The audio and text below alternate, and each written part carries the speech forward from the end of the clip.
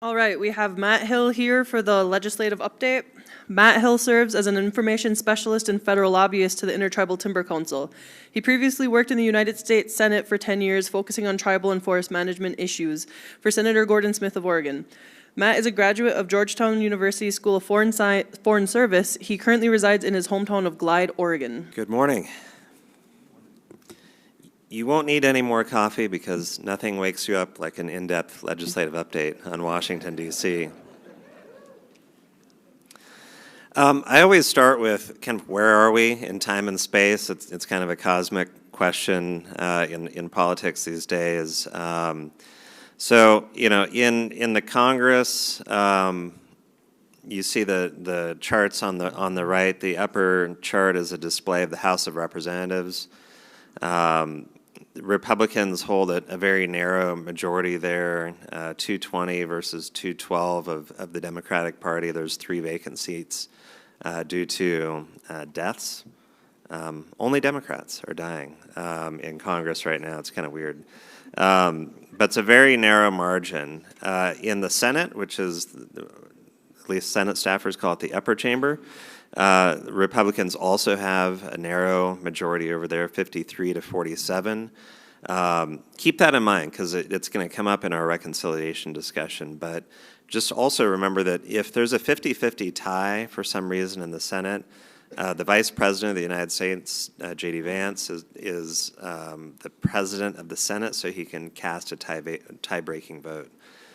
So that actually happens sometimes. You know, down Pennsylvania Avenue at the White House, you know, we're in the first year of the Trump administration, so there's over 1,300 days left in the Trump administration. They're still transitioning, so, you know, every time a new president comes in, there's all these political appointees across the government that get replaced. Only 68 of 822 political nominations have actually been confirmed by the Senate. Now, that's all of your department heads, but all the ones below there are still making their way through that process, and I'll update you on some of the specifics in the next slide. The Republican-controlled Congress lasts at least until January 2027. Every 2 years, the entire House is up for re-election. Every 2 years, a third of the Senate is up for re-election. So theoretically, the House could flip at the end of next year.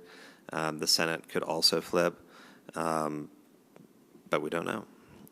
Funding, you know, where are we? You know, everyone's talked about, you know, a lot of funding numbers. We are in fiscal year 2025. Which was funded on a year-long continuing resolution. That funds the government until October 1st of this year, and then that is going into fiscal year 2026. Just a little bit about the administration. I'm not going to go into the Department of Ag. I'll just focus on Interior. We have a confirmed Secretary of the Interior, Doug Burgum. We have a confirmed Deputy Secretary of Interior, Kate McGregor. The solicitor, who's the lead attorney for the Department of the Interior, is going through the confirmation process. He's been nominated. This is William Doffermeyer. A hearing has been held. Actually, a vote has been held, too, since I wrote this. So he's been reported out of a committee and probably will be confirmed by the Senate before the August recess. In Indian Affairs, we have a nominee for Assistant Secretary of Indian Affairs, Billy Kirkland. No hearing has been held, no vote has been held. The Senate Committee on Indian Affairs has jurisdiction for his nomination. I'm hearing that a hearing should be forthcoming very soon. So hopefully he'll get a confirmation vote and be in place at the department probably by August. And then in his place, for the time being, the Principal Deputy Assistant Secretary, Scott Davis, is acting as Assistant Secretary for Indian Affairs. And then we have Deputy Assistant Secretary for Policy and Economic Development, DASPED is the acronym. Ken Belmard is there in place. And then, of course, BIA Director is not a political position. It's a career position. Brian Mercier, who spoke at ITC, I think, earlier this week. And Interesting fun fact, the two largest agencies in the United States government in terms of personnel who are not Senate-confirmed political positions, Bureau of Indian Affairs, U.S. Forest Service. Cody covered some of this. The administration and timber policy. I will just underscore that never before have I seen an administration more focused on timber policy as the Trump administration on a national scale. We have an executive order, we have secretarial order, we have the chief, we have the deputy chief, we have BLM, all these kind of levels of federal land management agencies laser focused on timber policy, and Congress is as well. So the executive order, which came out in March, executive orders can't change the law. They can just kind of tell agencies to prioritize and do things within the construct of the law. So what the president's executive order did is it orders a streamlining of regulations. It has production goals for the Forest Service and Department of Interior. It talks about policy reforms, allowing categorical exclusions to be better utilized. It mentions tribes a lot in terms of contracts and agreements. What the executive order didn't do is talk about tribal timber production, though, and I think that was by omission. It focused more on BLM and Forest Service timber production. The ITC responded to the executive order, and we wrote a letter to the Department of Interior noting that the allowable cut for Indian trust land should be included in the timber target strategy. Over at USDA, their implementation of the Trump executive order is largely contained in the secretarial memo, and I'm sure Reed might get into this a little bit more. So Secretary Rollins has some orders, and then that was further elaborated by the deputy chief. And Cody touched on that as well. Getting into appropriations, so this is really where the rubber hits the road. The departments and the White House can recommend appropriations levels, but they're not responsible for cutting the check. The Constitution vests the power of appropriations with Congress. So, like I said, we're in a year-long continuing resolution through September of this year. In February, Cody testified before the House Interior Appropriations Subcommittee, along with a lot of other interests within Indian country. The Trump administration's proposed budget for fiscal year 2026 came out in May, and as Joe and others have noted, more details about that proposed budget have been coming out in supplemental documents. But none of those documents have actually laid out what the administration is proposing for BIA forestry. I think as far down as it goes as natural resources. But as we say, the president proposes and Congress disposes. So Congress can do anything it wants. It's not bound by the White House budget proposal. Although in this environment, I would imagine that with a Republican Congress, it's going to be a little more closely aligned with the president's budget proposal. One big beautiful bill, ACT. I forgot to put ACT. So it's OBBA, O-B-B-B-A is the acronym. It's called this because that's what President Trump referred to it as, and so Congress just said, let's just call it that. So what OBBA is a reconciliation bill. And that's not like reconciliation in terms of like making amends with someone. It's a budget tool. And so what reconciliation is it's a tool that Congress has in its tool bag to pass bills and change laws on a simple majority basis. So they don't have to go through these higher vote thresholds. Like in the Senate, controversial items usually take 60 votes to get enacted. But if you use budget reconciliation, you only need 51 votes. And here's how it works is Congress has to pass a budget resolution that makes certain assumptions about the budget. And I'll take an example, timber production. So if the budget assumes there's going to be, let's just say, $1 billion worth of timber revenues being generated from federal land and coming into the Treasury, but in reality, the Forest Service and BLM are only expected to produce $100 million worth of timber revenue, then the Budget Committee goes to the authorizing committees overseeing the Forest Service and BLM and says, hey, we're assuming there's $1 billion in timber revenue coming in. You need to go change the laws to allow that to happen. Or the same thing with oil and gas. We're going to assume $100 billion in oil and gas, but ANWR is not open, so you have to go open ANWR. So then the authorizing committees write legislation to change laws to reconcile the law with the budget assumptions. It's kind of I don't want to call it sneaky, but it's a tricky process. So one big beautiful bill act is the reconciliation bill that's reconciling the budget that passed the House with the laws of the United States, and that can be tax revenue, it can be oil and gas, it can be anything that raises or lowers revenues. And so the OBA has tax reforms which basically extend the Trump 2017 first administration tax cuts, has new tax reductions on like tips and the tip elimination tax.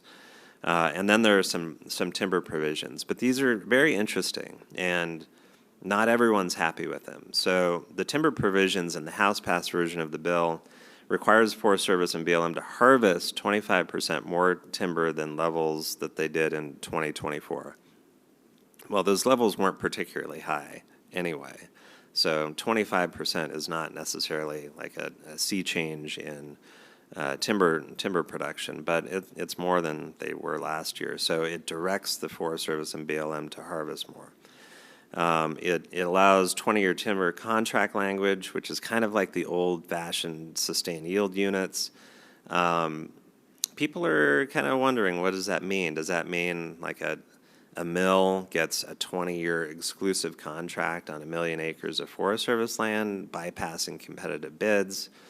Does it mean a tribe could get that? Does it mean a conservation group could get that and harvest or not harvest land? So that's still being worked out. And then on NEPA, the most unusual provision in there is allowing the project sponsor of a NEPA project to pay for the process, the NEPA process, and then be totally protected from administrative and judicial review. I don't necessarily know what that's intended to do, but in theory, maybe it works on timber sales, maybe it works on other types of federal land management projects. Do I have this on the net? No. So where we are, the House passed the bill. It's pending in the Senate. It is razor-thin margin over there. This morning, the news reports that the Senate believes that it only has a 1-vote margin to pass this bill. 2 Republican senators are opposed, so they can only lose 1 more Republican senator.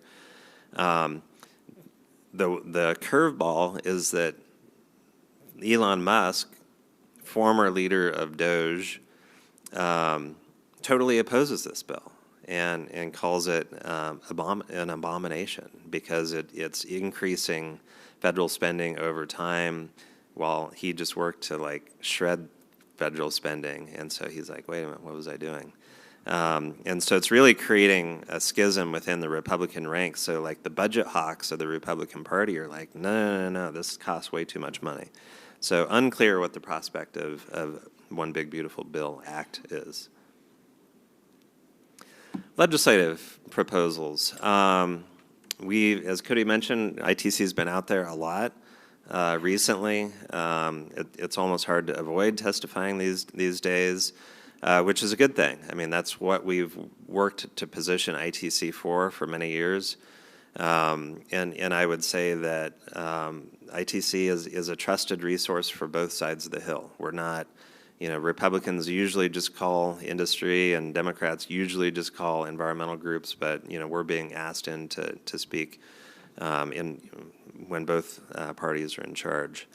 The Pixar Forest Act, as Cody mentioned, this is incorrect. It was written by Congressman Westerman, but he allowed Congressman Hurd to introduce the bill. It contains a number of provisions. The main part of the forest, I'm sorry, this is Fix Our Forest Act. I get confused. FOFA. So FOFA is sponsored by Westerman.